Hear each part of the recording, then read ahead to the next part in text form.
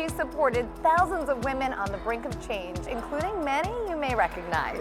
She's also been named one of Oprah Winfrey's Super Soul 100, and she's a best-selling author.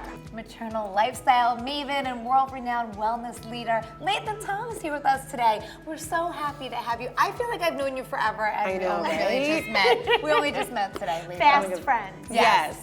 Thank you so much for having me. I'm so excited to be here. And Happy New Year! Happy New Year! So we are counting on you Yes. to give us your best tips. We were talking about wellness, emotional, spiritual, mental for the new year. Yeah, I have a bunch, and I think it's so hard sometimes to think about like how to categorize the lifestyle for the new year. But one of the first things I think about is bedtime. And for so many of us, it's challenging, especially for new moms and people just with children in general. I have a 16-year-old, and I still find myself struggling sometimes with creating a bedtime ritual. So I think that's really important for people, really powering down, maybe taking a nice bath at night, settling down, having a good book, but also really preparing the space that you're sleeping in. So make sure that it's clear, that you create like a sanctuary for yourself. And also do not do everything in bed. No, like reading your books, doing your phone, checking your Instagram, right? Like all really, of those I do. I know. But we'll reclaim better sleep if we can just create a nice bedtime ritual. And what's that?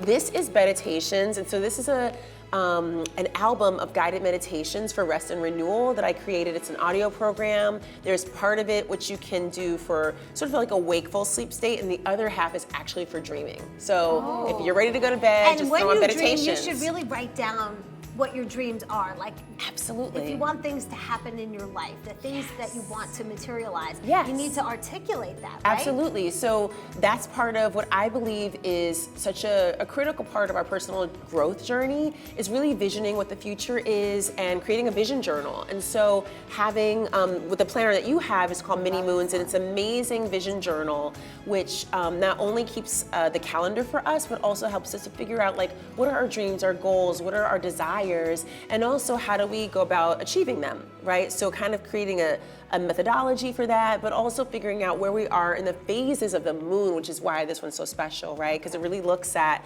like the full moon and the new moon. The new moon's about like new beginnings, and the full moon's about like harvesting. So if you think about like planning something and starting it at the inception of the new moon, and then really carrying it to fruition in the full moon. It's a really great way to kind of think about how to design our lives. Sure. which I've never really And I thought know about. you were really saying to try to do like a phone detox. Yes, I love phone fasting. Oh, there it is. fasting. That's what it was. That's what Yes, it was. same I like thing. that. Phone detox, phone fasting. Can I do the intermittent fasting? Yes, you can do the intermittent phone fasting, right? I'll fast while I'm sleeping. And this means, like, for sure, we are definitely powering down our phones, but also that means like our iPads, our video games, our consoles, whatever it is that beeps and makes sounds and pings us, alerts us, whatever it is, because electronics are super helpful, but when our lives become super dependent upon it, we miss a lot of moments. And so I think especially for people who want to model for our families how to just how to be present.